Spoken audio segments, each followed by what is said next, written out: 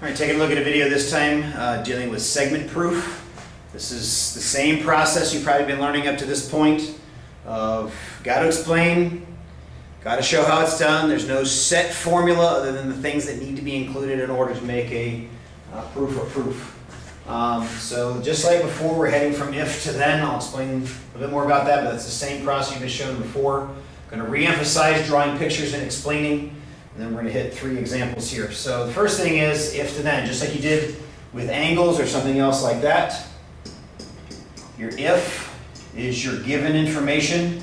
These are the things that you know already to be true. And the then is what you want to show is true. Plain and simple. Trying to go from here to there, you got to give reasons behind what it is, or how it is that you know what it is that you're talking about, in order to make the explanation take place. Half a sentence isn't going to cut it. A full sentence probably isn't going to cut it. It's going to take some time to take the information that you have and turn it into the information that you want. And pretending it's patently obvious because the teacher is the one who's reading it does not cut it. You need to act as if you're explaining to a teacher. I mean, explaining to a baby, and that's exactly what I have going on here. You have to explain every little step, every little detail, no matter how minor or small or whatever the case is you happen to think it is. You have to be able to go from the information. You have to think about the information that's in the if. You have to spell out the information that's in the if, and how does that cause the then to have to be true. And it's got to be a full explanation on what it is that you're trying to convey. All right? So the first example I want to take a look at, this time we're just dealing with segments. So let's say I have a couple of segments. Let's say this is segment A. Let's put B in the middle. C and X, Y, Z. Let's say this segment is 12 inches. Let's say this segment is 11 inches. And let's say if B is the midpoint of segment AC and Y is the midpoint of segment XZ, then prove segment AB is the same as segment YZ. All right, so step 1. Mark in the picture what you know to be true. Based on what I've been given here, B is the midpoint, means these two sides are the same. Y is the midpoint, means these two sides are the same. And if they're the same, that makes this 5.5 inches and this 5.5 inches. Now here, I'm going through the consequences, right? A lot of times we read a question, we don't draw the picture, we don't mark on the picture, we don't do anything of this. I've already marked. B is the midpoint of AC. If it's a midpoint, show somehow that it's a midpoint so you can visually see what's happening. Y is the midpoint, so visually mark it off. And then there's even more consequences. Because I know how long the whole segment is, I can tell you for sure how big these littler segments are. 6 inches, 6 inches, 5.5 inches, 5.5 inches. Now that I've marked everything I possibly can, I've gone through the consequences of what it means to be a midpoint, now I'm going to decide, do I agree with the statement? AB is the same length as segment YZ. No, this is false. This is false because AB I know to be 5.5 inches and YZ I know, and that's the wrong notation, is 6 inches. There shouldn't be a segment thingy over the top of that. So let's erase it. Goodbye. That should be a notation that doesn't have anything around it because that's talking about a length, and a length is equal to something, right? So that's false. The conditions I set up in that case can't possibly be true. By staring at just the words and never drawing a picture, I'm not sure you come to that conclusion. Draw your pictures all the time, every time. All right, example 2. Let's see what we can come up with here for segments, all right? So let's say segment A, B, C, D. I already got B in the middle. I need one here on the end. Let's call this E out there on that side. All right, so here we go. If segment BD bisects segment AC, then segment AB is the same as segment BD. All right? So let's take what we're given. I got myself my picture. I've drawn it out. Segment BC bisects. Oh, it's bisecting. Bisect means a cut into, two equal pieces. It must mean B is a midpoint.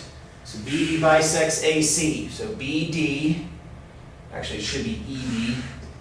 But it doesn't matter, you call it BD if we want to. Let's call it ED. ED bisects, that means this side is the same as that side.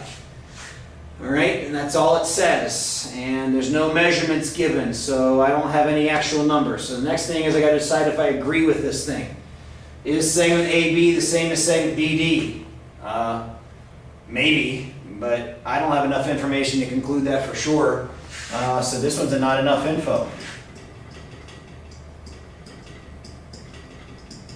Just because it bisects that one doesn't mean this one's cut in half. I do know that one's cut in half, but I don't know that this one's cut in half, so not enough info to know BD's, segment BD's size. So that one's also false. Mark on the picture. See what's going on. Is there enough information for you to be able to conclude what you need to conclude? All right. Example 3. Maybe I can come up with one that's true this time. Maybe. So let's call this A, B, C, D. So let's say if segment AB is the same as segment CD, then segment BC is the same, nope, not segment BC, segment AC is the same as segment BD. All right, so AB is the same as CD. That means this piece down here on this end matches this piece down here on that end. All right? All right, that's all I can mark, nothing more to mark. So the next step is to see if I agree with it.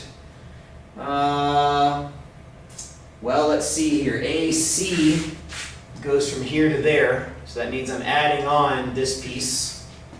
And D to B goes from here, that means I'm also adding on this piece. So I have two equal sides, and I'm adding on the same piece to both of those. So this one must be true. Must be true, because I'm adding on the same piece here in the middle. Okay, so here we go. Let's see if we can explain this thing.